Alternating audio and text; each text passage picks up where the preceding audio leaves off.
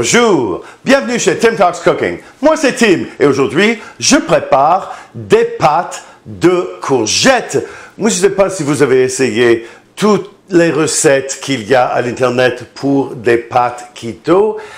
Moi j'en ai essayé plusieurs et je dois dire que je les trouve toutes plus ou moins, comment est-ce que je vais dire, pas terribles, hein?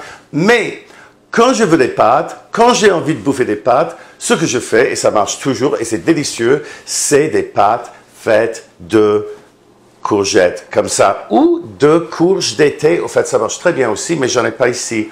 Bon, écoutez, il y a une astuce qu'il faut savoir pour en faire de délicieuses, et je vais vous montrer ça dans un instant. Je vais utiliser mon spiralisateur. Si vous n'avez pas cet appareil, ne vous inquiétez pas, je vais vous montrer comment faire sans cela, et je vais aussi vous présenter les macros à la fin de la vidéo.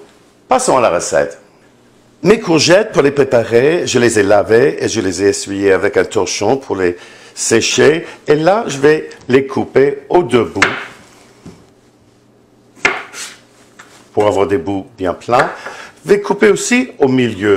Je crois que ça rend plus facile la spiralisation. Comme vous allez voir, rien de plus simple. On va attacher le morceau de courgette comme ça. Il y a ici une lame qui va couper en spaghetti. Et là, on tourne. Et littéralement, en un tour de main, on a des montagnes et des montagnes de spaghetti de courgette. Si vous n'avez pas de spiralisateur, vous pouvez toujours faire des nouilles avec un éplucheur de pommes de terre comme celui-là. Regardez, c'est très facile. Ça fait des nouilles bien plates. Ce sont effectivement des tagliatelle. Et continuez jusqu'aux graines. Et là, enfin, on peut s'arrêter parce que ça devient un peu trop délicat. Et les voilà. On avait 3 courgettes moyenne et ça a rendu 500 grammes, c'est 1 livre de spaghetti.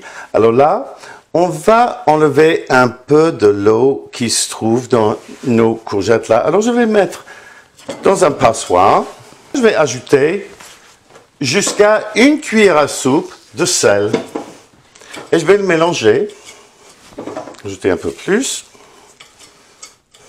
Alors là, ça c'est après une demi-heure, 40 minutes. Regardez toute la liquide qu'on a là, c'est presque 250 millilitres ou une tasse. Et là, voilà nos spaghettis. Elles sont bien belles, mais elles sont toujours très très humides. Il y a toujours beaucoup de liquide. Et je vais vous montrer comment enlever tout ça. Là, je vais prendre une serviette de bain et je vais distribuer mes nouilles un peu partout, mais dans une couche, une seule couche si possible, hein, comme ça. Je vais faire ça avec toutes les nouilles.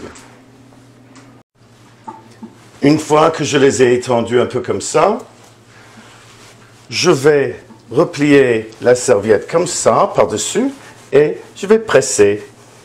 Et là, après, j'en fais un rouleau afin de le presser un peu comme ça et de faire absorber autant de liquide que possible.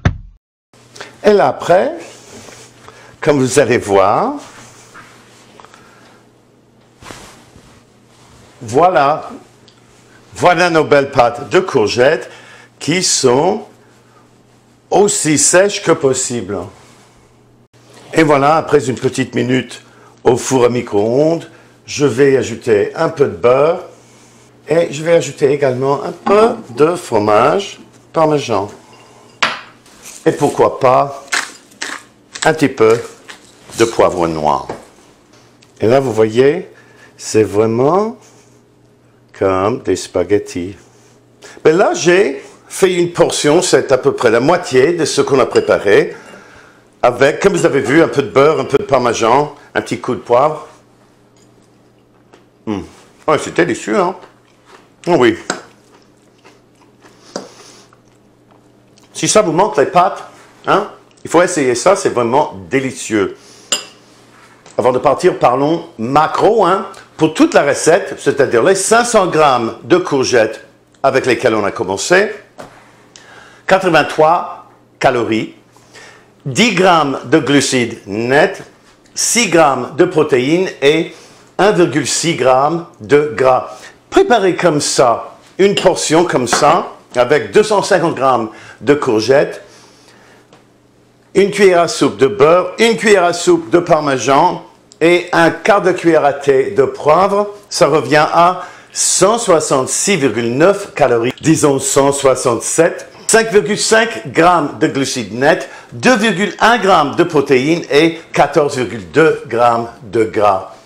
N'oubliez pas de liker la vidéo, de la commenter ici chez YouTube, de la partager chez Facebook et ailleurs dans les médias sociaux et aussi de vous abonner à ma chaîne. Cela aide ma chaîne à se développer et cela vous aide à retrouver mes vidéos, surtout si vous cliquez sur la clochette de notification.